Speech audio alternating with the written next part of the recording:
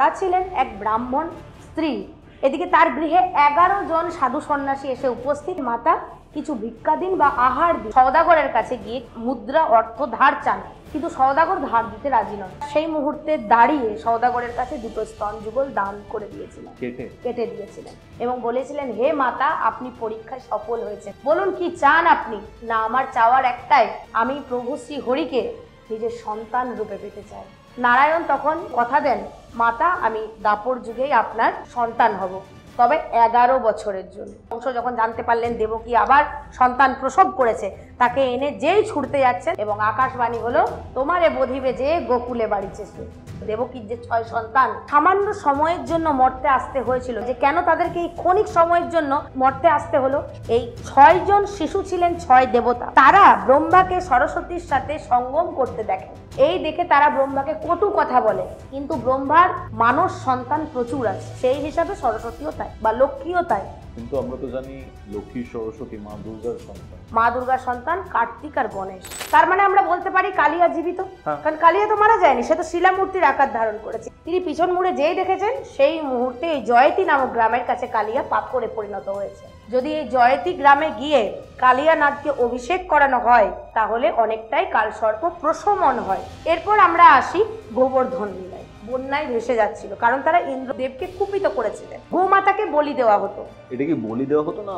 যে শ্রীকৃষ্ণ মাথায় ময়ূরের পালক রাখেন, কারণ তার কাল সর্প ছিল। এই ময়ূরের পালক দিয়ে অনেক অসাধ্যকে সাধন করা যায়, যেমন অর্থের আগমন ঘটে। কারোর মধ্যে মনে হচ্ছে নেগেটিভ প্রভাব রয়েছে, সে যদি ময়ূরের পালক বালিশের তলায় নিয়ে নিত্য শয়, যাদের মনে হচ্ছে যে রাহু দুর্বল, ময়ূরের পালক আনবে এবং বলবে রাং রাঘবায় নম। 12 বার এই মন্ত্রটা জন্মাষ্টমীর দিন বলতে হবে। হ্যালো পূর্ণিমাদি। হ্যালো কৌস্তব। ওয়েলকাম টু কৌস্তবের আড্ডা ওয়ান্স अगेन। Thank you. বিষয়টা হচ্ছে, তোমার সাথে এখানে আমাদের আড্ডা শুরু হয়েছিল মহাভারত থেকে। সেই মহাভারতের এপিসোডটা প্রায় 2.5 লাখ মানুষের ওপরে দেখেছেন, অনেক কিছু জানতে পেরেছেন, শিখতে পেরেছেন। আর দ্যাটস ওয়াই আমি চাই যে এই সিরিজটা কন্টিনিউ হোক। মহাভারতের এপিসোডটা হওয়ার পর আমরা ওটার একটা সাব টপিক মায়াং, ঘটোৎকচ এবং পার্টিকুলার ব্ল্যাক ম্যাজিকের কিছু সেগমেন্ট নিয়ে কথা বলেছি তোমার সাথে, যেটা কৌস্তবের আড্ডাতে আদিবাসী তন্ত্র, যেটার প্রিকারসর হচ্ছে ঘটোৎকচ এবং মায়াং, যেটা মহাভারত থেকেই এসছে। আজকে আমি মহাভারতের মেন ক্যারেক্টার শ্রীকৃষ্ণকে নিয়ে কথা বলতে চাই, তোমার থেকে তথ্য জানতে চাই, এবং অনেক বিষয় রয়েছে যে বিষয়গুলো যদি আমরা আমাদের ডেইলি লাইফে ইনকর্পোরেট করি, তাহলে হয়তো আমার মনে হয় যে অনেক বেটারমেন্ট হতে পারে মানুষের জীবনে। এমন কিছুই হয়তো তুমি জানাবে, সেটা আমাকে বলেছো। আমি আজকে শ্রীকৃষ্ণকে নিয়ে শুরু করছি। কৃষ্ণকে নিয়ে যখন শুরু করছো, সবার আগে আমি তার আরাধনা করে আমি দর্শক বা শ্রোতা বন্ধুদের কাছে আমি প্রস্তুত করছি। কৃষ্ণায় বাসুদেবায় হরয়ে পরমাত্মনে প্রণতঃ ক্লেশনাশায় গোবিন্দায় নমো নমঃ। যে ক্যারেক্টারটা নিয়ে আজকে কথা বলতে চলেছি, কৃষ্ণ নারায়ণের 10 অবতারের মধ্যে 8ম অবতার, এবং তাকে নিয়ে কিছু বলার মতো ধৃষ্টতা বোধহয় আমার নেই। কিন্তু আজকে আমি শুধুমাত্র তার কিছু মায়া, তার কিছু লীলা, তার কিছু ছলনা, তার কিছু রণকৌশল, এই সমস্ত কিছু দর্শক বন্ধুদের বা তোমায় অজানা জিনিস জানাবো আশা রাখছি। অনেকে হয়তো জানে, অনেকে হয়তো জানে না। সবার আগে আমাদেরকে জানতে হবে যে কৃষ্ণের জন্ম। কৃষ্ণের 10টা অবতার: মৎস্য কুর্ম, বরাহ বামন, নৃসিংহদেব, পরশুরাম, রাম, কৃষ্ণ, বুদ্ধ, কল্কি। তবে বুদ্ধ যে সত্যিই কি নারায়ণের অবতার, এই নিয়ে কিন্তু মতভেদ রয়েছে। এবং কৃষ্ণ হচ্ছে দাপর যুগের 8ম অবতার। শ্রীকৃষ্ণের জন্ম হচ্ছে ভাদ্র মাসের কৃষ্ণ অষ্টমী তিথি, রোহিণী নক্ষত্র, রাত্রি ঠিক 12টা, তখন শ্রীকৃষ্ণের জন্ম। এবং কৃষ্ণ যে জন্মগ্রহণ করবেন দেবকীর গর্ভে, তা কিন্তু বহু আগেই দেবকীকে তিনি স্বপ্নের মাধ্যমে জানান দিয়েছিলেন। এবং দেবকী মাতা স্বয়ং কিন্তু স্বপ্নে দেখতে পেয়েছিলেন নারায়ণের অবতার তার গর্ভে আসছে। এ তো গেল কৃষ্ণের জন্ম। কিন্তু এটা কি প্রশ্ন আসে না যে ভগবান যখন কারোর গর্ভে জন্ম নেন, তিনি সাধারণ কেউ নন নিশ্চয়? বা তাকে লালন পালন করার সৌভাগ্য যার হয়েছে, অর্থাৎ যশোদা মাতা, যে তার বাল্যকালটাকে অনুভব করেছে। সব থেকে বড় কথা, একটা বাচ্চার বাল্য লীলা দেখার, একটা মায়ের মধ্যে যে সুপ্ত বাসনা থাকে, তা উপভোগ দেবকী কিন্তু করেনি, তা করেছিলেন যশোদা মাতা। এই যে এক জন্মে দুই দুই মা কেন হলো, কার গর্ভেই জন্ম নিলেন এবং কেন তার লালন পালনের দায়িত্ব যশোদা মাকে দিলেন, এই সমস্ত রহস্য আজকে ভেদ করব। মা মানে যারা বিশ্বাস করেন আমাকে বা আমার মাইথোলজিকে, তাদের জন্য তো ভীষণ মানে অজানা জানা আমি বলবো। দেবকী মাতা কিন্তু সাধারণ কেউ ছিলেন না। ত্রেতা যুগের কৈকেয়ীকে নিশ্চয় সকলের মনে আছে, যিনি সমস্ত রটন মানে চালনা করেছিলেন, রামের বনবাসের জন্য যিনি সরাসরি দায়ী, তিনি হচ্ছেন আসলে দাপর যুগের দেবকী মাতা। কারণ তাকে মানে যখন তিনি রাম বনবাস থেকে চলে এলেন, তখন কৈকেয়ী বলেছিলেন আমার অপরাধ হয়েছে, প্রভু আমায় ক্ষমা করো, প্রভু বলেছিলেন। তখন শ্রী রামচন্দ্র বলেছিলেন আমি প্রভু নই, একজন মাতার কাছে তার সন্তান একজন সন্তান সময়, এবং আপনি আমার মাতা, তাই মায়ের দ্বারা কখনো অপরাধ হয় না। বলে না কুসন্তান যদি বা হয় কুমাতা কভু নয়। তো তুমি মাতা, তোমায় আমি কি ক্ষমা করব, আমি কে তোমায় ক্ষমা করার? তখন মাতা কৈকেয়ী বলেছিলেন না, আমি নিজে গ্লানি অপরাধ বোধে ভুগছি, যা আমার কারণে আমার ছেলেকে আমি রাজ্যভার দিতে চেয়েছিলাম, কিন্তু সে রাজ্যভার নেননি তুমি যতদিন না বনবাস থেকে এসেছো। এবং আমরা হয়তো সকলে লক্ষণের আত্মত্যাগ জানি, রামের সাথে লক্ষণ বেরিয়ে গেছিলেন, সীতা চলে গেছিলেন, কিন্তু আমরা ভরতের আত্মত্যাগ জানি না। 12টা বছর কিন্তু ভরত ফলাহার করেছিলেন, 12টা বছর ভরত সেই খড়ের বিছানায় শুয়েছিলেন। বনবাসে থাকাকালীন যা যা করণীয় ভরত রাজ্যে থেকে সেগুলো করেছিলেন। অতএব দাদার প্রতি ভক্তি শ্রদ্ধা শুধু লক্ষণ নয়, বলে না কেউ প্রত্যক্ষভাবে কেউ পরোক্ষভাবে, তো ভরত কিন্তু পরোক্ষভাবে সাহায্য করেছিলেন। তো কৈকেয়ীর নিজের মধ্যে একটা গ্লানি বোধ ছিল, সেই কারণে রামকে বলেছিলেন তাহলে তুমি প্রমাণ দাও যে তুমি আমায় ক্ষমা করেছো। তখন তিনি বলেন যে পরের জন্মে দাপর যুগে আমি কৃষ্ণ রূপে জন্ম নেব এই মর্ত ধামে, এবং তুমি হবে আমার মাতা, তবে মা তোমার স্তন দুগ্ধ আমি পান করব না। এটা কেন বলেছিলেন? এটা এক রূপে বলতে গেলে এই যে আজ কৌশল্যা মায়ের থেকে রামকে বিচ্যুত করা হয়েছিল, তার তুমি দেখতে গেলে শাস্তি স্বরূপই বলতে পারো যে একজন মায়ের স্তন দুগ্ধ পান করেনি, এটা একটা কারণ। আরেকটা কারণ হচ্ছে যে তিনি আরেকজনকে কথা দিয়েছিলেন যে একই যুগে তিনি তার গৃহেও মানে সন্তানের যা যা কর্ম তা তিনি একজন বাল্যকালের যা যা কর্ম তিনি করবেন, তো তার স্তন দুগ্ধ পান করবেন, এই কথা দিয়েছিলেন মাতা ধারাকে। সেই ধারাই হলেন যশোদা মা। আচ্ছা, এবার আমাদেরকে চলে যেতে হবে ধারাকে, কারণ আসল বাৎসল্য তো তিনি দেখেছেন, মাতৃবাৎসল্যে। কারণ ধারা ছিলেন এক ব্রাহ্মণ স্ত্রী, সৎ ব্রাহ্মণ স্ত্রী, খুবই দিন দুঃখী দরিদ্র। তখনকার দিনের ব্রাহ্মণরা খুবই দিন দুঃখী দরিদ্র হতো, এবং তার স্বামী পুজো আর্চা ঠিকই করতেন, কিন্তু সেই তুলনায় মানে নিত্যদিনের আহারের ব্যবস্থাটুকুও করতে পারতেন না। এই কারণে ধারা বলে না এক্সট্রা কাজ হিসাবে জঙ্গলে কাঠ কুড়োতে যেতেন।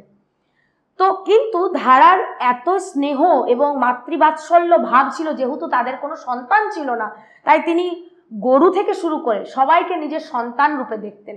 এবং ধারার ঘরে অভাব থাকতে পারে, কিন্তু মাতা ধারার গৃহে আসা কোনো সাধু সন্ন্যাসী কখনো অভুক্ত হয়ে যেতেন না। তখনকার দিনে প্রায়ই সাধু সন্ন্যাসীরা ভিক্ষাং দেহি করে প্রত্যেকের বাড়িতে আসতেন। এমনই একটা দিন ছিল যখন মাতা ধারার জঙ্গলে গেছিলেন, কিন্তু কোনো কাঠ পাননি, আর কাঠ বিক্রি না করলে অর্থ আসবে না। এদিকে তার স্বামীও ততক্ষণ এসে পৌঁছাননি ভিক্ষা করে। এদিকে তার গৃহে 11 জন সাধু সন্ন্যাসী এসে উপস্থিত, তার মধ্যে ছদ্মবেশে নারদও ছিলেন। ওকে, ঠিক আছে, পরীক্ষা যাকে বলে। তিনি ধারাকে বললেন মাতা কিছু ভিক্ষা দিন বা আহার দিন, অন্ন সেবা দিন।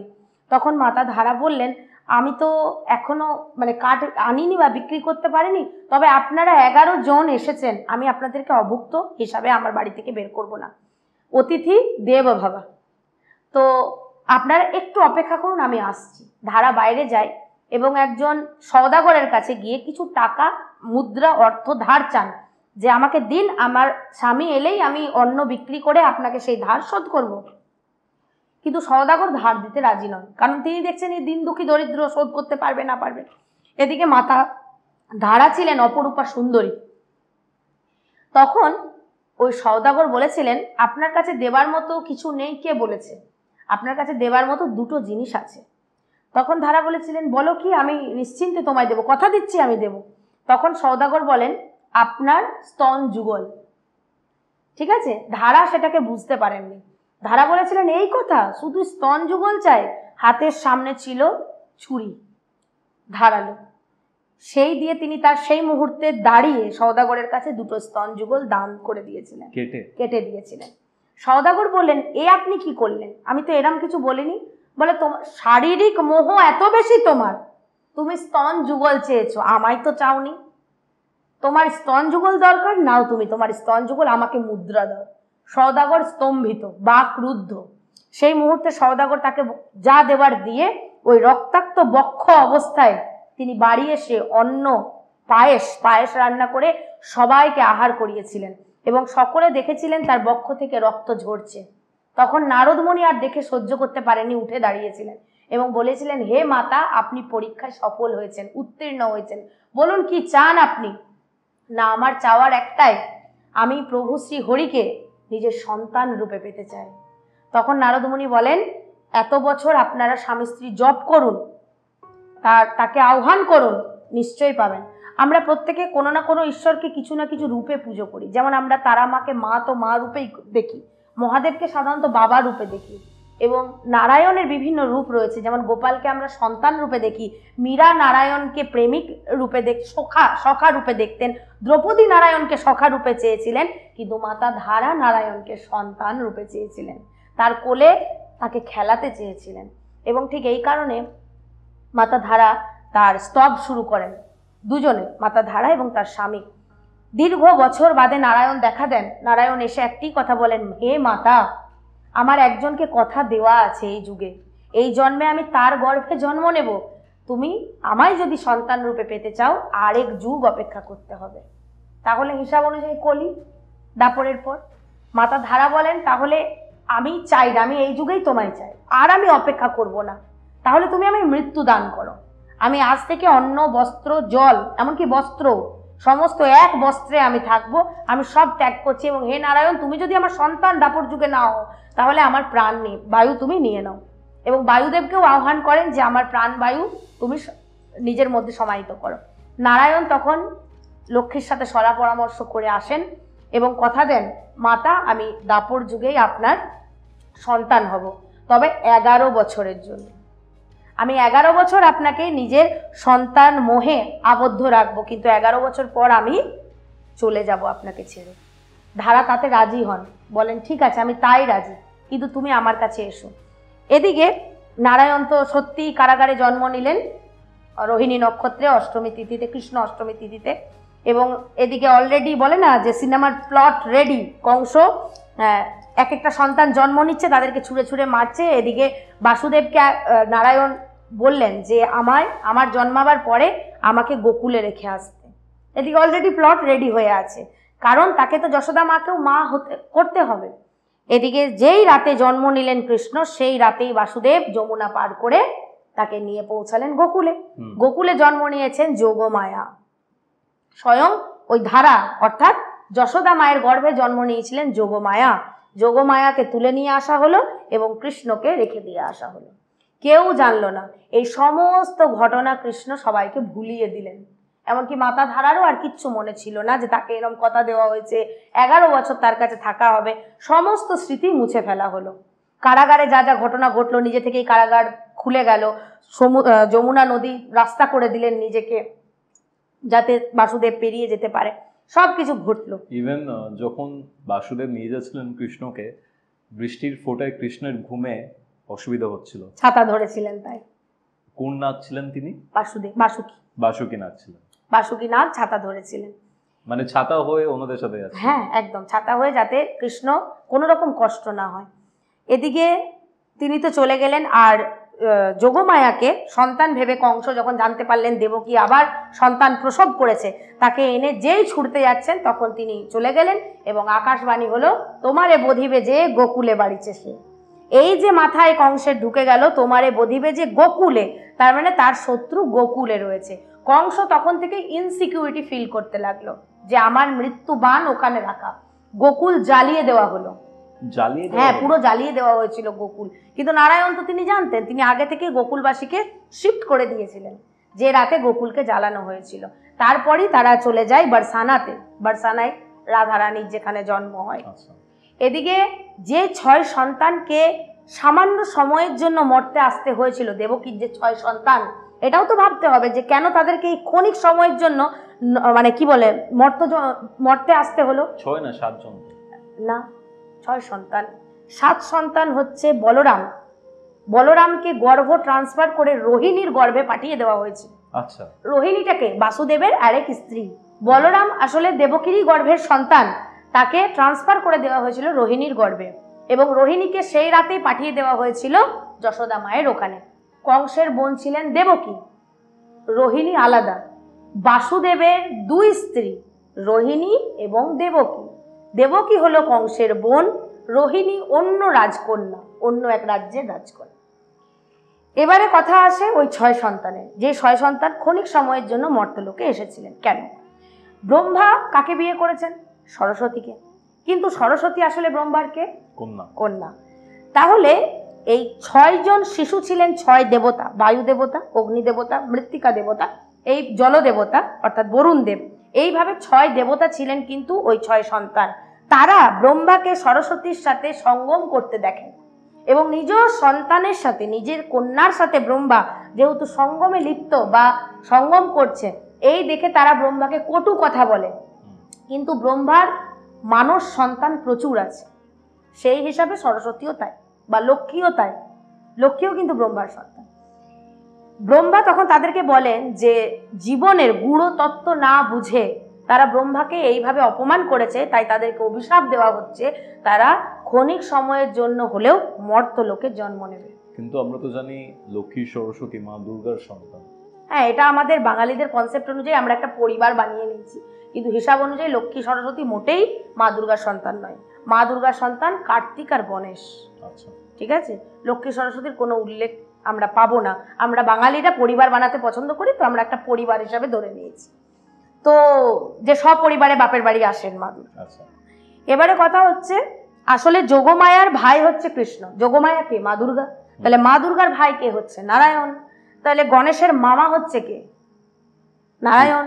গণেশের মামি হচ্ছে কে? লক্ষ্মী। ওকে, তাই তো হচ্ছে। এবার কথা আসে 6 সন্তানের জন্মের পর তাদেরকে যে ছুঁড়ে মেরে ফেলা হলো, তারা কোথায় গেল? সুতল লোকে। আমরা জানি পাতাল লোকে যেতে গেলে 7টা স্তরকে অতিক্রম করতে হয়, তার মধ্যে আসে সুতল লোক।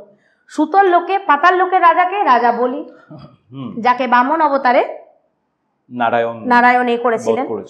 হ্যাঁ, বধ করেননি ঠিক, বলি নিজেই যখন বুঝতে পেরেছিলেন যে ইনি নারায়ণ, তখন তিনি ক্ষমা চেয়েছিলেন। আপনি যদি নিজের স্বরূপ আগে দেখাতেন, তাহলে আমি এত ছলনার আশ্রয়ই নিতাম না।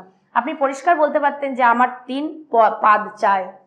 তো এবার কথা হচ্ছে সুতল লোকে ওই 6 সন্তান চলে যায়, কিন্তু সুতল লোকে চলে যাওয়ার পর তারা রাক্ষস যোনি প্রাপ্ত হয়। আচ্ছা, এবং রাজা বলির রাজ্যে থাকতে শুরু করে ওই 6 সন্তান। একদিন মাতা দেবক যখন কংস বধ হয়ে গেল, 11 বছর বয়সে কংসকে বধ করেছিলেন শ্রীকৃষ্ণ। যখন কংস বধ হয়ে গেল 11 বছর বয়সে, তখন বাসুদেব বলেছিলেন যে মাতা দেবকী তার 6 সন্তানকে একটিবারের জন্য দেখতে চায় এবং নিজের স্তন দুগ্ধ পান করাতে চায়। তা কি সম্ভব? তখন শ্রীকৃষ্ণ বলেছিলেন সম্ভব, এবং তিনি বলরামকে নিয়ে পাতাল লোকে যান এবং রাজা বলিকে রিকোয়েস্ট, যাকে বলে রিকোয়েস্ট করেন যে তার 6 সন্তানকে ক্ষণিক সময়ের জন্য যেন দেওয়া হয়। রাজা বলি পাতালের দেবতা, পাতালের রাজা। আর সুতল লোকে এই 6 জন ছিলেন। হ্যাঁ, এবং তাদের কাছ থেকে এবারে পাতাল লোকের যেহেতু রাজা, তাই তার কাউকে যদি সুতল লোক থেকে আমি তুলে আনি, রাজার পারমিশন নিতে হবে। তাই রাজার বলিকে বলে তিনি 6 সন্তানকে ক্ষণিক সময়ের জন্য এনেছিলেন। দেবকী প্রত্যেককে নিজের স্তন দুগ্ধ পান করিয়েছিলেন, তারপরই তারা মুক্ত হয়েছিলেন, রাক্ষস যোনি থেকে মুক্ত হয়েছিল। তারপরে এই হলো 6 সন্তানের গল্প, দি এন্ড। এবার ওখানে তো গোকুলে তিনি বেড়ে উঠছেন একে একে, এবং কংসের মাথা তখনও চলছে যে গোকুলে আমার শত্রু আছে, তাকে আগে শেষ করতে হবে। এইভাবে একে একে প্রচুর রাক্ষসকে তিনি গোকুলে পাঠান বধ করতে। প্রচুর রাক্ষসকে কংস পাঠিয়েছিলেন, তার মধ্যে রাক্ষসীও ছিল, পুতনা রাক্ষসী, বকাসুর, এরা ছিলেন। এবার দেখো, পুতনার কথা যদি আসে, তাহলে আমাদেরকে জানতে হবে পুতনা কেন স্তন দুগ্ধ পান করিয়ে কৃষ্ণকে মারার প্রচেষ্টা করলো। আরো তো অনেক অপশন ছিল, একজন রাক্ষসী প্রচুর অপশন থাকে, তাহলে পুতনা এটাই কেন অপশনটা চুজ করলো? আসলে পুতনা আসলে ছিলেন রাজা বলির কন্যা রত্নাবলী। আচ্ছা, পাতালের যিনি রাজা। হ্যাঁ, মানে যিনি পাতালের রাজা পরে হয়েছিলেন, আসলে তিনি ছিলেন বলির কন্যা রত্নাবলী। এবার কন্যা আগে ছিলেন, সেই যুগে বামন অবতারের সময়ের কথা আচ্ছা বলছি। আচ্ছা আচ্ছা। বলির কন্যা ছিলেন রত্নাবলী। যখন বামন হেঁটে আসছে তখন রত্নাবলী মনে মনে তাকে দেখে বলেছিলেন, ইস আমার যদি এরকম একটা সন্তান হতো সুন্দর। তখন নারায়ণ তার মনের বাসনা জানতে পেরে বলেছিলেন তথাস্তু, মনে মনে। তারপর যখন তিনি দেখলেন রত্নাবলী তার বাবাকে ঠকানো হচ্ছে, 3 পাত বলে স্বর্গমর্ত পাতালকে নিয়ে নেওয়া হচ্ছে, তখন তিনি মনে মনে বলেছিলেন, মানে রত্নাবলী মনে মনে বলেছিলেন বা সেই মনোবাসনা রেখেছিলেন, এরকম সন্তান হলে বিষ খাইয়ে মারতাম। তখনও নারায়ণ বলেছিলেন তথাস্তু।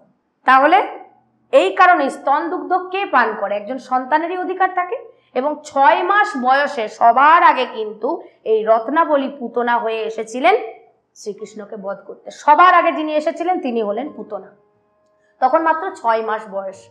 এবার আমাদেরকে এটা জানতে হবে, যে সমস্ত রাক্ষস রাক্ষসীরা এই দাপর যুগে কৃষ্ণ অবতারে কৃষ্ণের হাতে বধ হয়েছে, ডাইরেক্ট বা ইনডাইরেক্ট, প্রত্যেকে কিন্তু মুক্ত হয়েছে, মুক্তি প্রাপ্তি হয়েছে। ঈশ্বরের হাতে মৃত্যু পাওয়াটাও অনেক বড় সৌভাগ্য। তো তারা যেমন খারাপ কর্মের জন্য রাক্ষসজনই প্রাপ্ত হয়েছে, নিশ্চয়ই কোনো সুকর্ম ছিল যার কারণে ঈশ্বরের দ্বারা বধ হলেন, তার তো মুক্তি হয়ে গেল, তার আর জন্মই হবে না। আচ্ছা। কৃষ্ণ লীলায় যে লীলাগুলো না বললে পুরো কৃষ্ণের জীবনই অসম্পূর্ণ, তাদের মধ্যে সবার আগে আসে কালিয়া দমন, গোবর্ধন লীলা, রাস লীলা।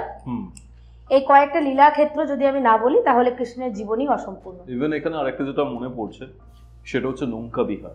নৌকা বিহার সেটা অনেক পরে। ওকে, আমি প্রথমে আসি কালিয়া দমনে। কালিয়া নাগ আমরা জানি যমুনার জলকে পুরো বিষাক্ত করে তুলেছিল, এবং কার ভয়ে? গরুরের ভয়ে।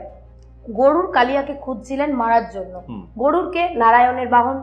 এবার কালিয়া গরুরের ভয়ে যমুনার জলে আশ্রয় নিয়েছিলেন, কিন্তু ও সপরিবারে থাকার ফলে পুরো যমুনার জল বিষাক্ত হয়ে পড়েছিল।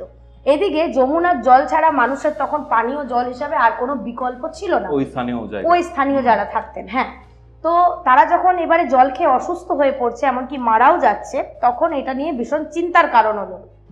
কিন্তু কৃষ্ণ জানতেন যমুনার জলে কে আছে, তাকে বিনাশ করতে হবে, তার সময় আসন্ন, কার হাতে বিনাশ হবে, সমস্ত কিছু কিন্তু কৃষ্ণ জানতেন। কৃষ্ণ কিন্তু ডাইরেক্ট যেহেতু যমুনায় যাওয়া যাবে না, কারণ ওখানে বিষ পাওয়ার পরে যমুনার জলের আশাপাশি বাচ্চাদের যাওয়া পুরোপুরি মানা ছিল গ্রামের লোকেরা। এবার আমরা জানি তিনি ঈশ্বর, মাতা যশোদা তো জানতেন না, বা অনেক সময় হয় না আমরা জেনেও অনেক জিনিসকে অজানা করে রাখি। মাতা যশোদা হয়তো এমন কিছু পুতনা বধ করার পর মাতা যশোদা বুঝতে পেরেছিলেন যে আর 5টা ছেলের মতো তার সন্তান নয়, কিন্তু স্নেহের বন্ধনে বারবার যখন পাড়ার সবাই বলতো যে একই সময় একই টাইমে প্রত্যেকের বাড়িতে মাখন চুরি হচ্ছে, এবং ও বলছে কৃষ্ণ, সেও বলছে কৃষ্ণ, তার মানে এটা কোথাও গিয়ে একটা রহস্যের ব্যাপার রয়েছে। তো মাতা যশোদা এটা শুনেও কিন্তু কিছুতেই বিশ্বাস করতেন না যে তার ছেলের কোনো স্পেশাল পাওয়ার রয়েছে। তো এদিকে মানা করেছিলেন যমুনার ধারে যেতে, কিন্তু কৃষ্ণকে তো যেতেই হবে। তাই তিনি খেলার ছলে একটা বল নিয়ে খেলতেন, সেই বলটাকে বারবার সরিয়ে সরিয়ে ইচ্ছাকৃতভাবে যমুনার দিকে নিয়ে যাওয়া হয়, এবং এমনভাবে সেটাকে ছোড়া হয় যাতে বলটা ওই যমুনার জলের একদম তলায় চলে গেছিল, ভারী বস্তু। এবার বলটাকে আনতে হবে, সেই ছলনায় কৃষ্ণ যমুনার জলে যায়, এবং তিনি এমনভাবেই গেছিলেন যে ডাইরেক্ট কালিয়ার পিঠের ওপর গিয়ে বসেছিলেন। এদিকে কালিয়া তখন বিশ্রাম নিচ্ছিলেন। কালিয়া তখন বলে উঠলেন, কার এত বড় সাহস যে আমার বিশ্রামে ব্যাঘাত ঘটায়, এবং কে এই বালক যে এখানে মানে যমুনার আশেপাশে আসার সাহস দেখায়? পুরো বিষ, এবং সে পুরোই একা রাজত্ব করছিল আশেপাশে পুরো। তখন কালিয়া এরম বলায় কৃষ্ণ বলেন যে আমি, তখন বলে এতটুকু বাচ্চার এত বড় সাহস যে আমার পিঠে চড়ে বসিস, আর যুদ্ধ কর। কৃষ্ণ এটাই চাইছিলেন, এবং যখন যুদ্ধ শুরু হয় অবশেষে আমরা সকলে যে দৃশ্যটা দেখতে পাই, কালিয়ার ফনার ওপর কৃষ্ণ দাঁড়িয়ে উত্থিত হচ্ছেন যমুনা নদী থেকে। এদিকে পাড়ার সব ওই ছেলেরা খবর দেয় বাড়িতে যে যমুনার জলে কৃষ্ণ চলে গেছে। তখন স্বাভাবিক সকলে চলে আসে, কিন্তু তখন দেখে ফনার ওপরে কৃষ্ণ বাঁশি বাজাতে বাজাতে উঠছে। এই দৃশ্য দেখে সব হতবাক হয়ে যায়, কিন্তু ভগবানের অসীম লীলায় সেই দৃশ্য যে তারা দেখেছে তা সবাইকে স্মৃতি থেকে মুছে দেন, ভুলে যায়, সকলে ভুলে যায়। এদিকে কালিয়াকে বলে গেছিলেন কৃষ্ণ যে কালিয়া, এখান থেকে যে যাত্রা শুরু করবি, মানে যমুনা ছেড়ে যে চলে যাবি, পিছনে মুড়ে তাকাবি না। যদি তুই পিছনে মুড়ে তাকাস সেই মুহূর্তে তুই পাথরে পরিণত হবি। কালিয়া কৃষ্ণের ভয়ে এই শেষ কথাটা শোনেই। কালিয়া ভয়ে দৌড়তে মানে যেতে শুরু করে একদম সোজা, এবং মথুরা বৃন্দাবন থেকে 7 কিলোমিটার দূরে জয়তী নামক একটি গ্রাম আছে। তখন জয়তী নামক গ্রামের কাছে 7 কিলোমিটার যাওয়ার পর অ্যাপ্রক্স 7 থেকে 10 এরমই হবে, যাওয়ার পর কালিয়ার মনে হয় যে কৃষ্ণ তাকে ফলো করছে না, তো একবার পিছন মুড়ে দেখি। দুষ্টের মন যা হয় আর কি। তিনি পিছন মুড়ে যেই দেখেছেন সেই মুহূর্তে ওই জয়তী নামক গ্রামের কাছে কালিয়া পাথরে পরিণত হয়েছে। এবং এরপর ইস্ট ইন্ডিয়া কোম্পানি আমাদের দেশে আসার পর বহুবার ওই শিলামূর্তিটাকে তুলে বা তাকে আঘাত করে মিউজিয়ামে রাখার জন্য নিয়ে যাওয়ার প্রচেষ্টা করা হয়েছে, কালিয়ানাগের সেই পাথর শিলামূর্তি, যার জন্য আজও কেউ যদি জয়তী গ্রামে যায়, অনেকেই যায় পর্যটকরা যারা বৃন্দাবন মথুরা যায়, কালিয়ানাগের পিছনে প্রচুর গুলির ছোপ রয়েছে, গর্ত গর্ত। হ্যাঁ, যখন স্বাভাবিকভাবে শিলামূর্তিটা তোলা যাচ্ছিল না তখন গুলি করা হয়, তাও পারা যায়, ইস্ট ইন্ডিয়া কোম্পানি করেছে, পারা যায়নি যখন, তখন ওইভাবেই কালিয়া আজও সেই জয়তী গ্রামে বিরাজিত। তার মানে আমরা বলতে পারি কালিয়া জীবিত, কারণ কালিয়া তো মারা যায়নি, সে তো শিলামূর্তির আকার ধারণ করেছে। এবং আবার এই কলিযুগে কল্কি অবতার আসার পরেই তার মুক্তি ঘটবে। আচ্ছা আচ্ছা, আবার সেই দৃশ্য দেখা যাবে, তার ফনার ওপর তার চরণ স্পর্শ পড়বে, তবেই সে মুক্তি পাবে। আচ্ছা, এবং মনে করা হয় যার যত বড়ই কালসর্প দোষ থাক, যদি এই জয়তী গ্রামে গিয়ে কালিয়ানাগকে অভিষেক করানো হয় এবং ওখানে পুরোহিত ধরে মানে একদম সঠিক পদ্ধতিতে যদি কালসর্প খণ্ডন করানো হয়, তাহলে অনেকটাই কালসর্প প্রশমন হয়। আচ্ছা, কোনো দোষ খণ্ডন হয় না, প্রশমন হয়, কোনো দোষকে উপড়ে ফেলা যায় না, মানে মাঙ্গলিক বলো কালসর্প কাউকে উপড়ে ফেলা যায় না। আজ তুমি যদি তোমার ছক বিচার করো কোনো অ্যাস্ট্রোলজারকে দিয়ে, তোমার যা যা দোষ বেরোবে, 2 বছর বাদে যদি অন্য কোনো অ্যাস্ট্রোলজারকে দিয়ে তুমি তোমার সেম ডেট অফ বার্থ দিয়ে করো, দোষগুলো দেখা যাবে না?